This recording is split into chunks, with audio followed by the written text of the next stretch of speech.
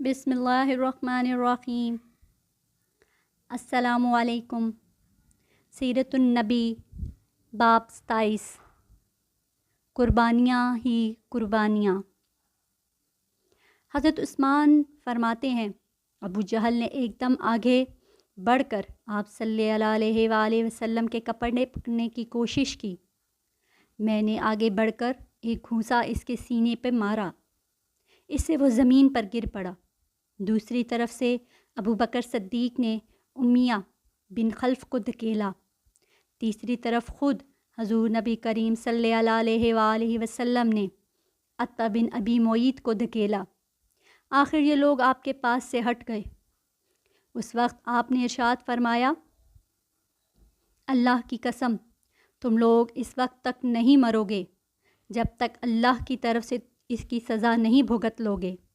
حضرت عثمان فرماتے ہیں یہ الفاظ سن کر ان تینوں میں سے ایک بھی ایسا نہیں تھا جو خوف کی وجہ سے کانپنے نہ لگا ہو۔ پھر آپ نے ارشاد فرمایا، تم لوگ اپنے نبی کے لیے بہت برے ثابت ہوئے ہو۔ یہ فرمانے کے بعد آپ اپنے گھر کی طرف لوٹ گئے۔ ہم آپ کے پیچھے پیچھے چلے۔ جب آپ اپنے دروازے پر پہنچے تو اچانک ہماری طرف موڑے اور فرمایا، تم لوگ غم نہ کرو، اللہ تعالیٰ خود اپنے دین کو پھیلانے والا، اپنے کلمے کو پورا کرنے والا اور اپنے نبی کی مدد کرنے والا ہے۔ ان لوگوں کو اللہ بہت جلد تمہارے ہاتھوں ذبح کروائے گا۔ اس کے بعد ہم بھی اپنے اپنے گھروں کو چلے گئے، اور پھر اللہ کی قسم غزوہ بدر کے دن اللہ تعالیٰ نے ان لوگوں کو ہمارے ہاتھوں ذبح کرایا۔ ایک روز ایسا ہوا کہ آپ خانہ کعبہ کا طواف کر رہے تھے، ایسے بھی عقبہ بن ابی معیط وہاں آ گیا۔ اس نے اپنی چادر اتار کر آپ کی گردن میں ڈالی اور اس کو بل دینے لگا۔ اس طرح آپ کا گلا کٹنے لگا۔ ابو بکر صدیق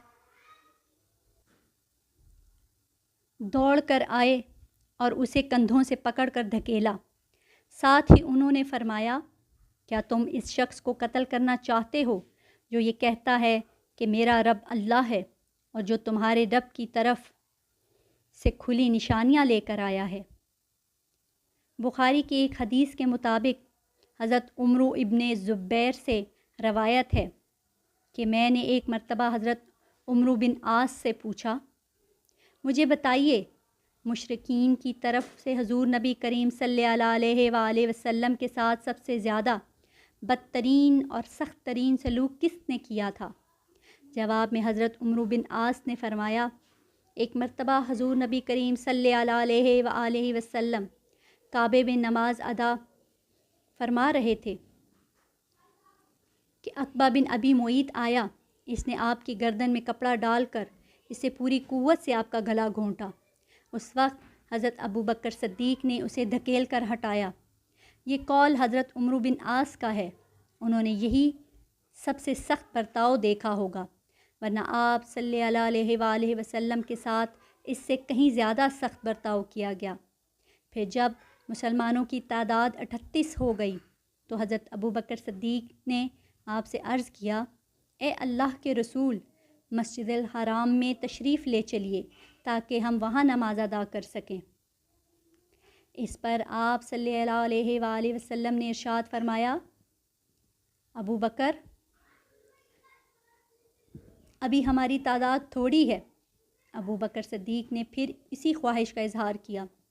آخر حضور نبی کریم صلی اللہ علیہ وآلہ وسلم اپنے تمام صحابہ کے ساتھ مسجد الحرام میں پہنچ گئے۔ حضرت ابو بکر صدیق نے کھڑے ہو کر خطبہ دیا، لوگوں کو کلمہ پڑھ لینے کی دعوت دی۔ اس طرح حضرت ابو بکر صدیق سب سے پہلے شخص ہیں جنہوں نے مجمع میں کھڑے ہو کر اس طرح تبلیغ فرمائی۔ اس خطبے کے جواب میں مشرکین مکہ حضرت ابو بکر رضی اللہ اور دوسرے مسلمانوں پر ٹوٹ پڑے اور انہیں مارنے لگے۔ حضرت ابو بکر صدیق کو تو انہوں نے سب سے زیادہ مارا پیٹا۔ مار پیٹ کی انتہا کر دی گئی۔ عقبہ نے تو انہیں اپنے جوتوں سے مار رہا تھا، اس میں دوراہا تلا لگا ہوا تھا۔ اس نے حضرت ابو بکر صدیق کے چہرے پر ان جوتوں سے اتنی ضربیں لگائیں کہ چہرہ لہو لہان ہو گیا۔ ایسے میں حضرت ابو بکر صدیق کے قبیلے بنو تیم کے لوگ وہاں پہنچ گئے۔